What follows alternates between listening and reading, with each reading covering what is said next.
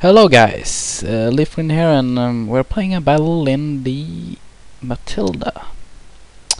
This is, I guess, the Matilda 1 on the British line. It has a 2-pounder at the best gun, I guess, and very good armor for its tier.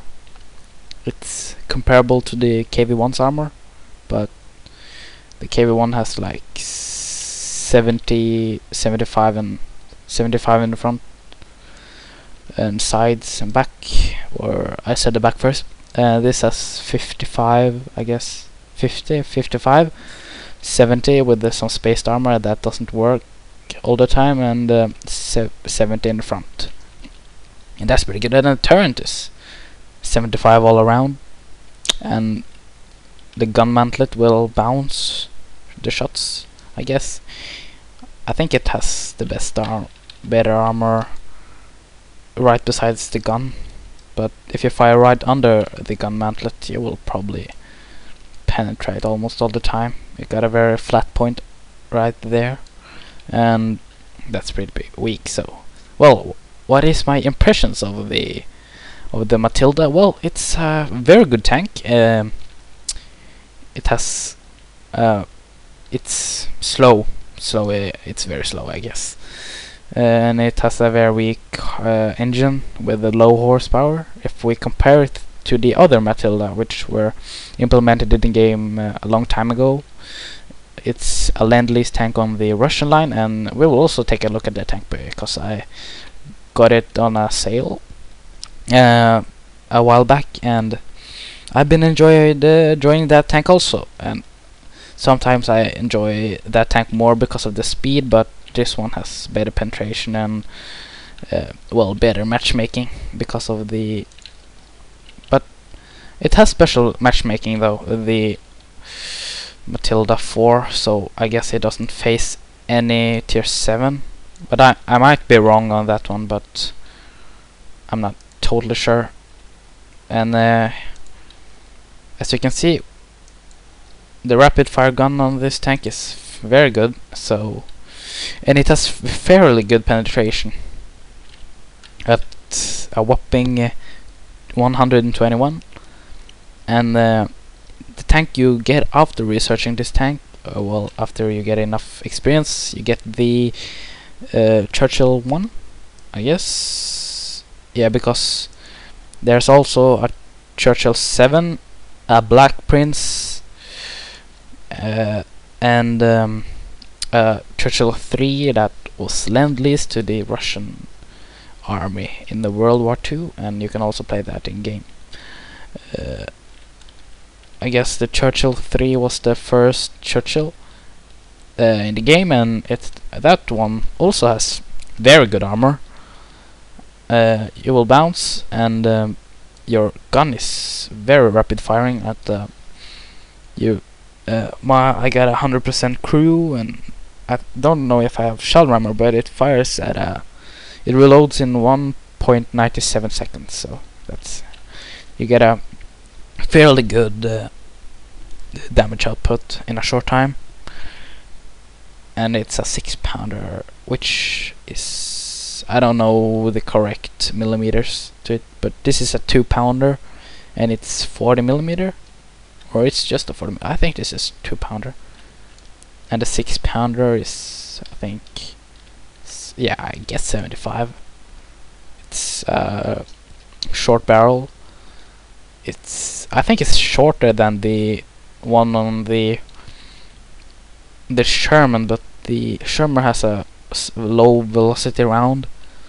And by the way, guys, post in the comments if you would like to see the Sherman Firefly implemented in the game. Well, I think it should be implemented in a game from the start of the British line when it first rolled out, because, well, it's such an iconic tank. They took a okay tank and made it a lot better, so it can handle the Tigers and the Panthers that they would face in the end of the war. But oh man, like the Russians, they made a very good amount of these tanks, and they just outnumbered the tigers and the panthers, so they couldn't stand a chance to the masses of those tanks.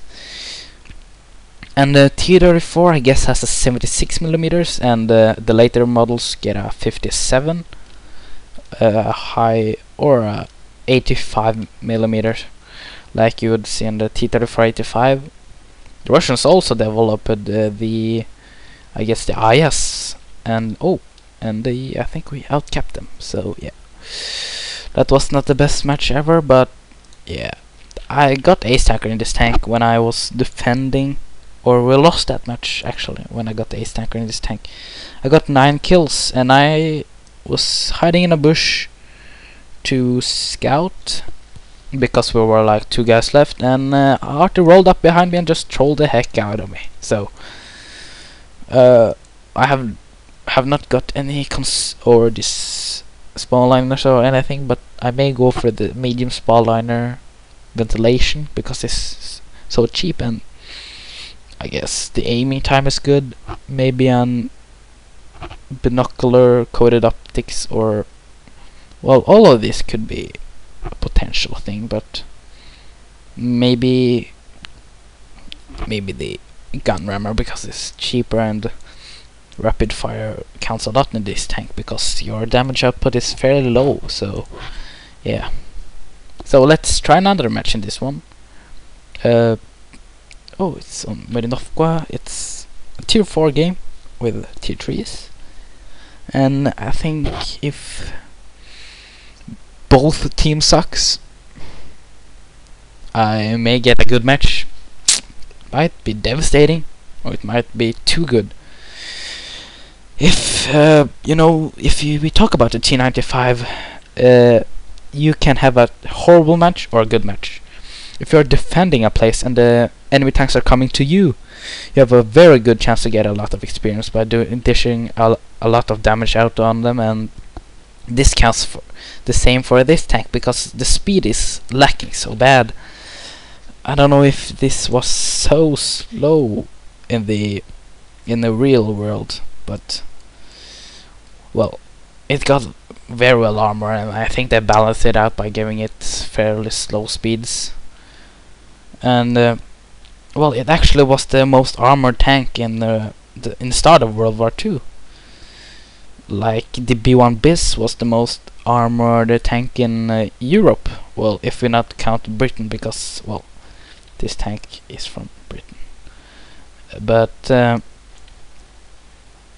they faced battle in, I guess, yeah, they were in battle in Africa, I guess, a lot of these tanks, and they were doing a hefty good job, I guess, because they were only facing like Panzer 3s, and later in the war Panzer 4s. Well, the Panzer 4s were better armored, had better gun, and they were much more able to take out this tank. So the armor, well, got less and less after time, and they could have done this better by sloping the armor in the front, but they have some slopes on it, and that helps the armor some. So if we talk about this in game, it's a very good tier 4, a very strong tier 4. I guess it's the best tier 4 around now. The best before this was probably the Hetzer, but it got just nerfed. They say also with the Marder, which is almost now unusable, but I think it will be buffed a little in the next patch. So, well, back to the armor. When you face someone, I guess what I do is angle the armor a little, not too much, because you have this point here at the already sloped armor or curved armor.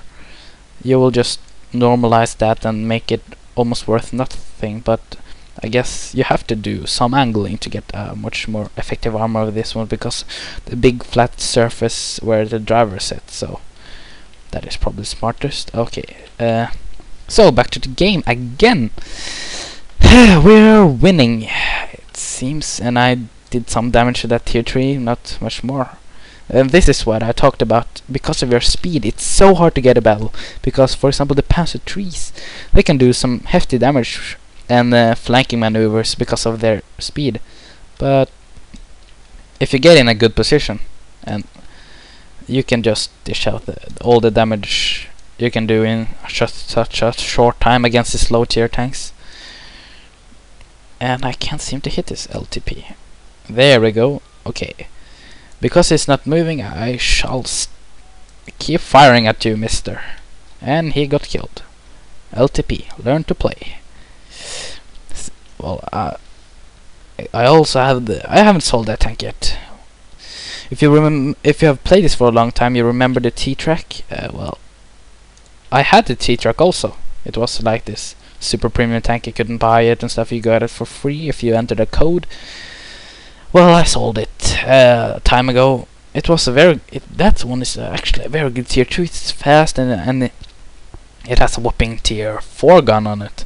I think that is also a 2-pounder. I think it has more damage than this one and less penetration. But the armor on that tank doesn't affect it much. I guess it's more or less nothing. But yeah, if we go to another topic, for example, the new patch that is coming out, it's the Waffentrager and such things like that. Thanks. What do you think about that? Post it in comments. I will probably read the comments because I have no subscribers right now, and if you're a guy watching this, please post in the comments. Maybe put a like and such. You don't have to subscribe though, but if you want to subscribe, you will see all the videos I put up and things like that. So yeah, thanks for watching, guys. This has been a battle in the Matildas, and I see you